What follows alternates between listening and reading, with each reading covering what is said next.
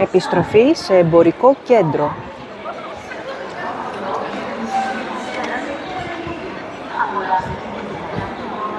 Το οποίο βέβαια είναι πολύ ωραίο γιατί είναι εξωτερικό και επίσης επειδή δεν είναι πλέον περίοδος διακοπών είναι πιο ανθρωπινά. Και αναγκάστηκα να έρθω για να κάνω μία αλλαγή. Ξέρεις τι είναι η αλλαγή? Ό,τι αγοράζεις εδώ στην Ελλάδα, το οποίο μπορείς να αλλάξεις όπως ρούχα, ίσως παπούτσια, δεν ξέρω, τσάντες, οτιδήποτε, μπορείς να ζητήσεις με την απόδειξη αγοράς, η απόδειξη αγοράς, να το αλλάξεις. Έτσι λοιπόν, στην περίοδο του Πάσχα, κάποιοι μαθητές μου, γλυκύτατοι, μου κάναν δώρο και τους είπα, δεν έπρεπε να το κάνουν, δεν έπρεπε. Μου κάναν κάποιο δώρο και μάλιστα κάποια ήταν και καλά δώρα. Έλα όμως ότι κάποια δεν μου κάνανε ή δεν μου ταιριάζανε, οπότε υπήρχε κάρτα αλλαγής μέσα στη σακουλίτσα για να πάω να τα αλλάξω. Και πήγα και όντως το άλλαξα και πήρα κάτι που με βόλεψε πάρα πολύ. Έδωσα μια μικρή διαφορά, αλλά είναι κάτι που θα μου μείνει και μου είναι πάρα πολύ χρήσιμο. Ήταν ουσιαστικά μια τσάντα, χρειαζόμουν μια τσάντα σε μαύρο, έχει λιώσει η μαύρη μου η τσάντα και βρήκα μια σε γκρι υπέροχη, με διαφορά μόνο 30 ευρώ και δερμάτινη. Αυτές είναι οι ευκαιρίες που λέμε που είναι καλές κανείς να ψωνίζει. Πάμε παρακάτω να δούμε και άλλα πράγματα. Εδώ προχωράμε για να δεις, κάτσε μη μου φύγουν κιόλας, για να δεις κιόλας πίσω το εκπτωτικό χωριό, να το δεις, τι ωραία που είναι. Αν έρθεις Αθήνα και θες να βγεις λίγο πιο έξω, είναι πιο ευχάριστα να ψωνίζεις σε εξωτερικό χώρο από το να είσαι σε εσωτερικό μολ. Τώρα όμως θα πάμε εκεί σε έναν ανθισμένο μέρος, να βρούμε ησυχία, να σου μιλήσω για την υπερκατανάλωση. Είναι κάτι που στο χρωστάω σαν θέμα, οπότε τώρα είναι η ώρα να κάνεις εξάσκηση τα ελληνικά σου και να μιλήσουμε για ένα θέμα πολύ σημαντικό. Πρώτα όμως να σου δείξω και λίγο εδώ, τη θέα, πάντα, να βλέπεις που είμαι.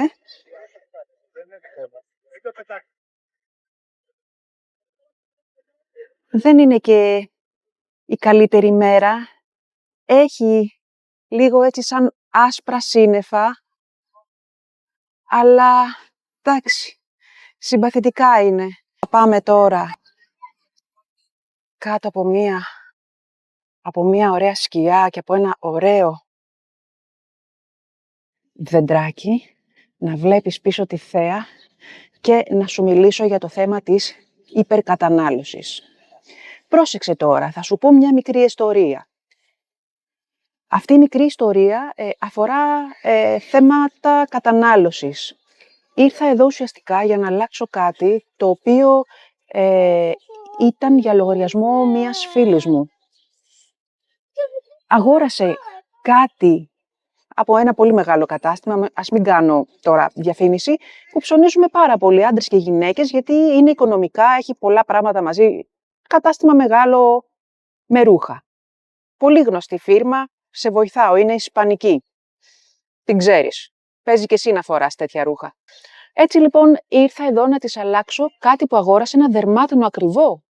Είχε 230 ευρώ και μάλιστα ήταν πιο οικονομικό αυτό να το πάρει από το Βέλγιο, γιατί ουσιαστικά μένει στο Βέλγιο η φίλη μου. Μεγαλώσαμε μαζί στο Παρίσι, ήμασταν μαζί στο σχολείο και έχουμε πολλές αναμνήσεις.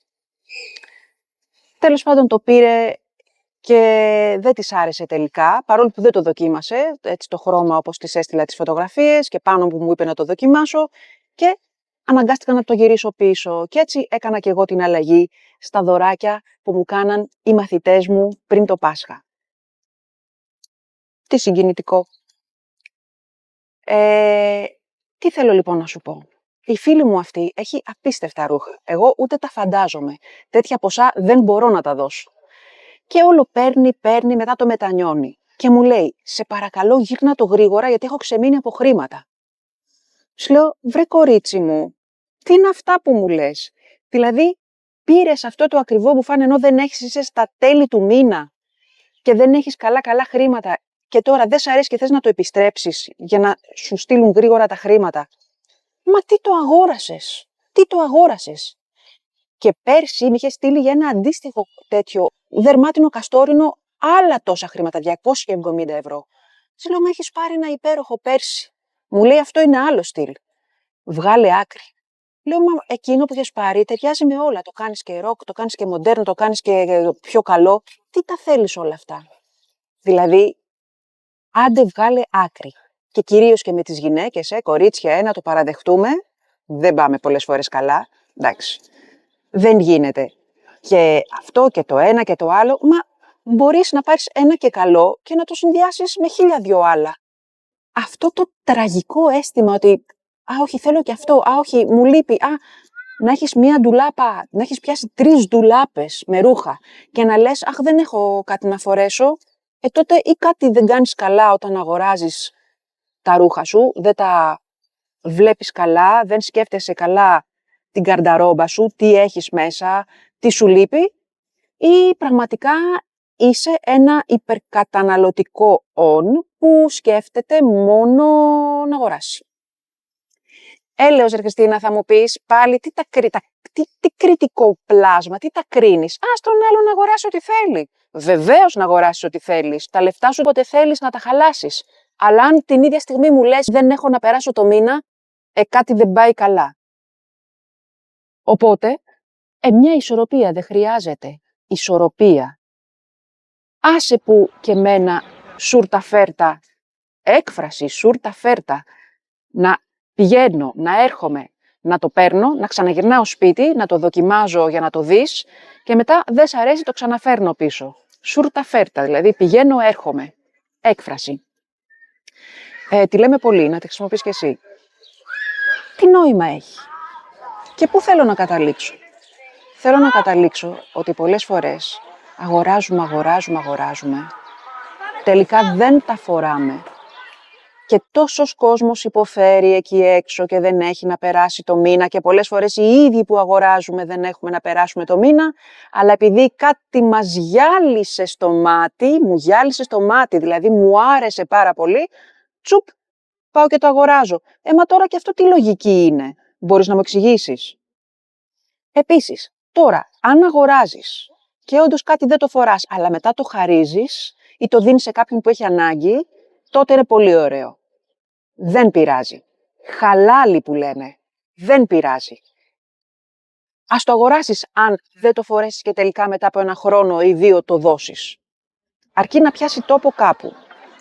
Τώρα, αν έχεις την σοφία να αρκείσαι σε αυτά που έχεις, να συνδυάσεις σωστά τα ρούχα και να ανακαλύψεις το στυλ σου, χωρίς να χρειάζεται κάθε φορά να σπαταλάς πόσα χρήματα σε άστοχες αγορές και σε άστοχα πράγματα που πολλές φορές καταλήγουν να είναι αφόρετα στην ντουλάπα σου ή αχρησιμοποίητα αντικείμενα στο σπίτι σου,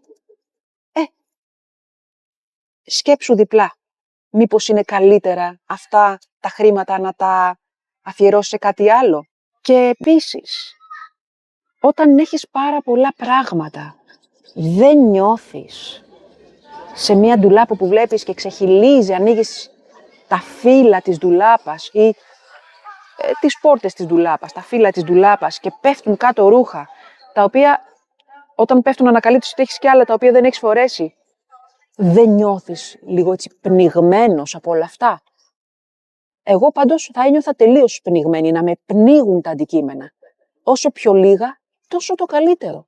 Τόσο πιο ελεύθερος. Τουλάχιστον έτσι νιώθω εγώ και θέλω να μου πεις, καλό να μου πεις στα σχόλια, πώς νιώθεις εσύ γι' αυτό. Τώρα, για να μην φανώ και τελείως κριτική και ότι όποιος αγοράζει, το παρακάνει. Όχι, δεν πάμε στο άλλο άκρο. Και εγώ πήρα 2 πραγματάκια και χάρηκα και πραγματικά μου έλειπαν και το ξέρω ότι θα τα φορέσω. Ή άλλαξα αυτά τα δωράκια και πήρα κάτι που θα πιάσει τόπο. Έκφραση, πιάνει τόπο. Δηλαδή, θα έχει χρησιμότητα, θα τα χρησιμοποιήσω, θα το χαρώ. Μου έλειπε κιόλας, να σου πω την αλήθεια. Οπότε, ναι μεν να αγοράσουμε, να χαρούμε, αλλά να είναι κάτι που πραγματικά θα φορέσουμε. Κάτι που πραγματικά είναι απαραίτητο. Κάτι που μας έλειπε. Και φυσικά όχι εις βάρος της τσέπης μας. Δηλαδή να αγοράζουμε κάτι και μετά να μην μπορούμε να βγάλουμε το μήνα. Δηλαδή τι λογική είναι αυτή.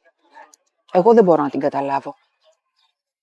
Και προτιμώ 1000 φορές να αγοράσω κάτι πιο ακριβό και βιολογικό για την υγεία μου, δηλαδή να πάρω βιολογικά φρούτα και λαχανικά και ας πληρώσω κάτι πιο ακριβά σε φαγητό που είναι καλό για την υγεία μου, παρά να πάρω ένα ακριβό ρούχο και να έχω παχύνει πάρα πολύ και να μου πηγαίνει κιόλας και να τρώω, ξέρω, κάθε μέρα επεξεργασμένα τρόφιμα και μη υγιεινά τρόφιμα, πολύ πιο φτηνά, προκειμένου να αγοράσω κάτι ακριβό για το σώμα μου, το οποίο το χαλάω τελικά, στην τελική, αν δεν τρέφομαι υγιεινά και αν δεν γυμνάζομαι.